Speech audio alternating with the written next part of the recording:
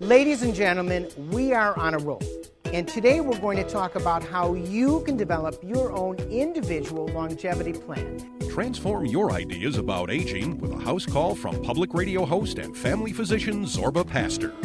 Whether you're 20 or 30, whether you're 50 or 60, small changes that you make today can make a profound difference tomorrow. With medical advice and common sense, humor and insight, Dr. Pastor will show you how to live a long, sweet life next.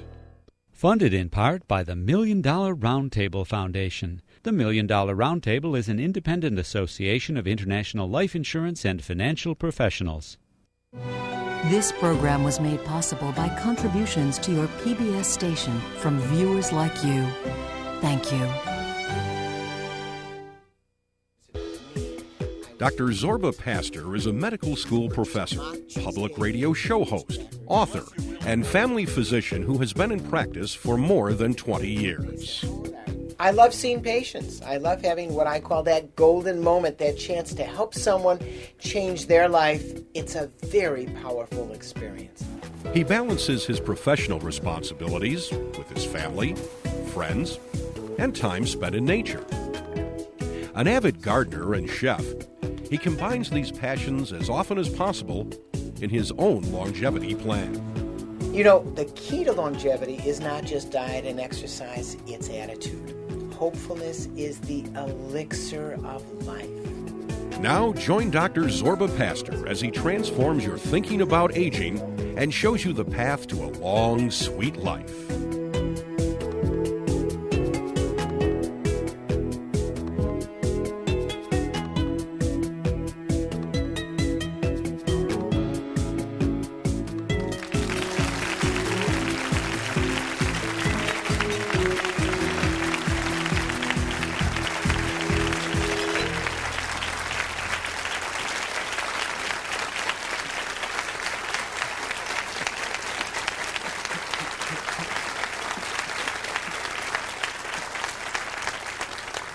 Thanks for coming.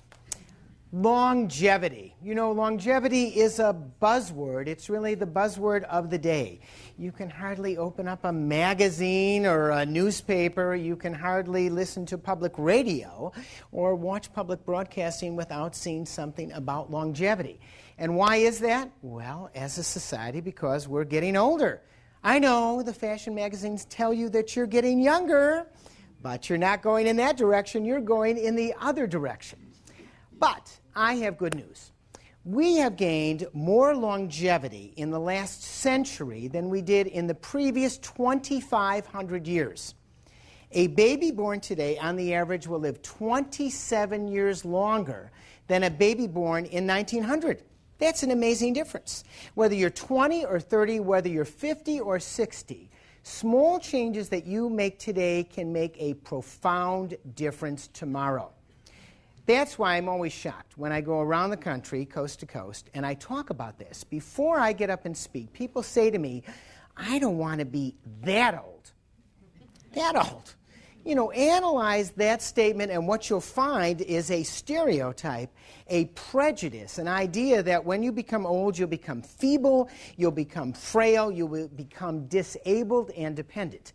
And in fact, that is not the case.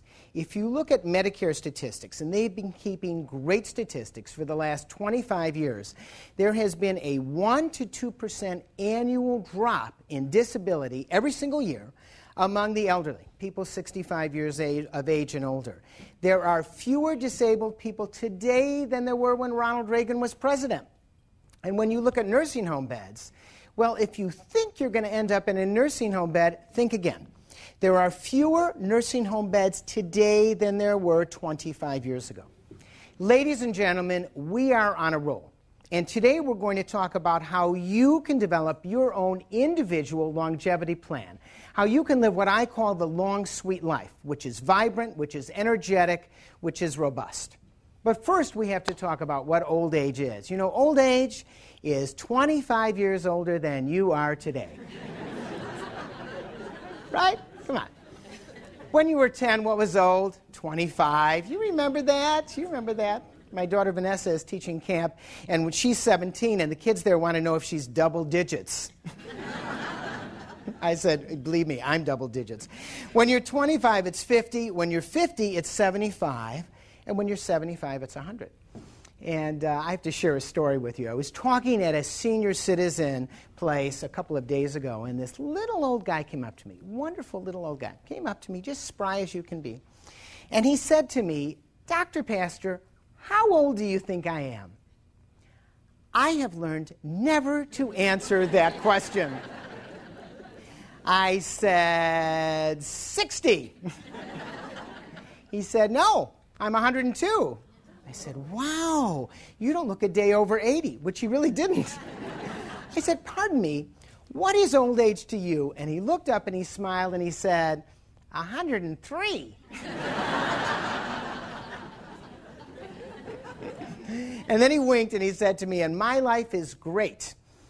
But you know, life isn't always great for all of us. I mean, sometimes the road can be bumpy. And when I went to medical school back in the 70s, my road was bumpy too. So picture this. I'm in Chicago at the University of Illinois. I have to go to Cook County Hospital in a dangerous neighborhood every day. It's November. I woke up in the dark. I went to sleep in the dark. I did not have enough money for my tuition or my books. I didn't have enough money for my rent. And I didn't have a girlfriend. I was depressed. I was depressed. And I was debating whether or not to drop out of medical school. So I borrowed $25 to take the Greyhound bus to go to San Francisco. That's how much it cost, $25 round trip on the Greyhound bus. I can see that many of you remember that. $50 was unlimited travel. Anyway, went to San Francisco, and I sat Zazen at the Zen Center of San Francisco. Now, for those of you unfamiliar with sitting Zazen, what you do is you sit. You sit calming your breath, facing a wall to clear your thoughts and come to your true essence. That's what you do. And I would do that generally at the Zen Center at about 5:30 in the morning.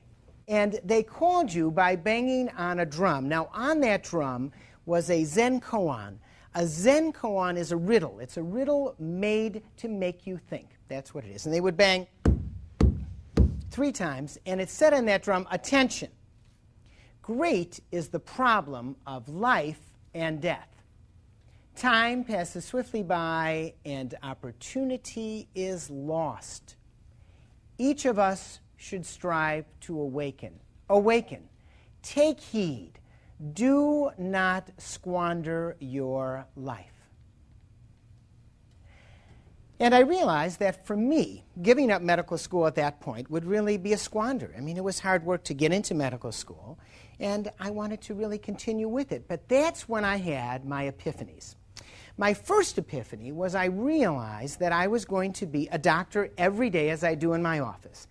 Physician, one-on-one with a patient, and what I call that golden moment, that chance that I have to change someone's behavior. Very powerful and very rewarding. But that's when I really also realized that I had a more public self. That's when I began writing about health and wellness. That's when I began lecturing about health and wellness. And frankly, that's what I'm doing right here today. But my other epiphany was even more powerful. I realized what I was unhappy with Western medicine. Western medicine has something I call the technological imperative. The technological imperative is if you can measure it, it must be true. And if you can't measure it, it must not have as much meaning.